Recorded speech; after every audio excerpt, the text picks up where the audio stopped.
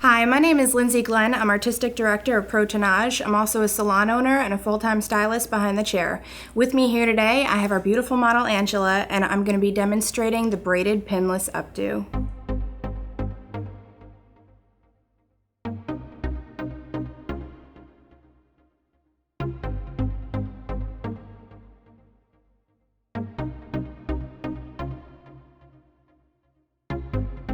I set Angela's hair in a volumizing set, meaning that I set her hair with a 1-inch curling iron with the curls going horizontally. The purpose of this was to break the base right at her scalp so that I had some good volume to work with for this updo.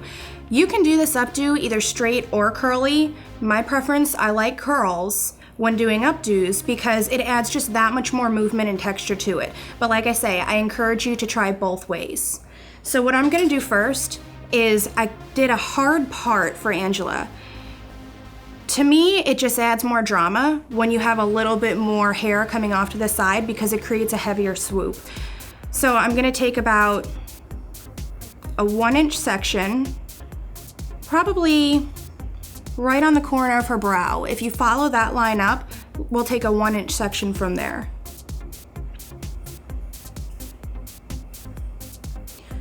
I'm gonna spray a little bit of our TENAJ Style Inflection Dry Shine Spray right at her root, because I need a little bit of something to grip onto.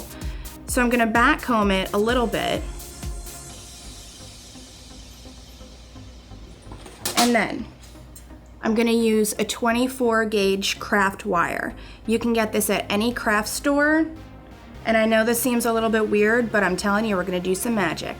So I'm gonna take the part that we back combed here, weave it through, then I'm gonna push my thumb to wrap around here. And then I'm gonna take the wire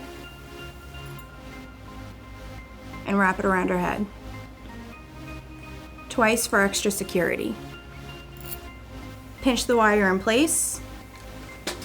Just for a little extra security, I'm gonna back comb on top of this. And you can tell, this wire is going nowhere.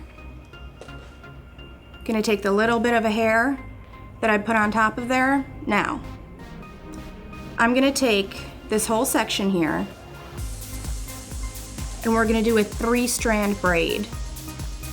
So I'm gonna separate it into 3 pieces and then start braiding it. From here, I'm gonna pick up pieces from the bottom only.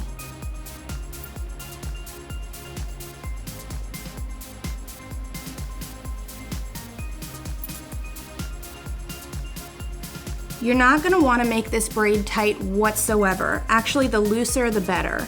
And you'll understand why when we get closer to the end. Notice how the wire is incorporated into the braid.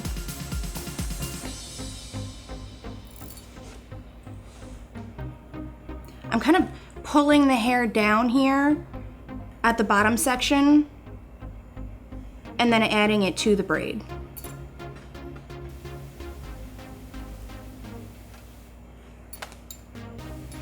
See how nice and loose that is? That's what we want. Also, what I want you to notice is being that we didn't take any sections on top, this is gonna kind of collapse a little bit, and that's really okay because what that's gonna do is the hair and the style is gonna protrude from the head, giving it more of a dimensional build and something to build on.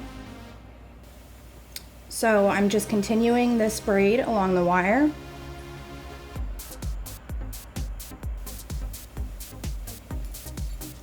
Okay, so you can kind of pull a little bit here and there if you want, add a little bit of texture, but here's the important part.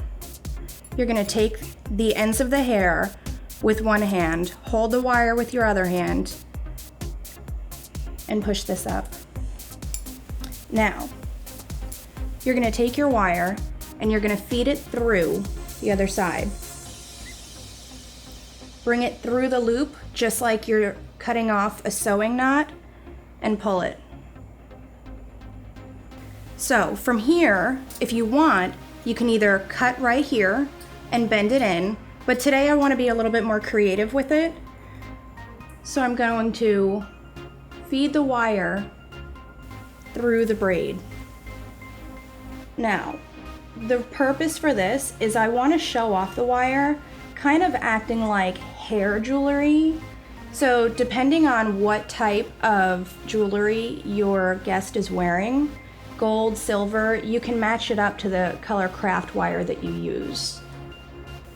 Now I'm just going to feel for the wire in here and bend it. Spread my braid out a little bit.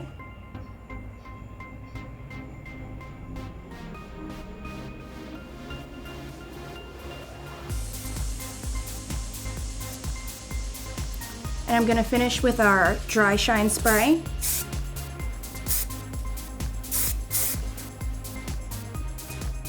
This is why I like starting it with a curling iron set, because you can take these little pieces, make them a little sexy by putting them right next to her face.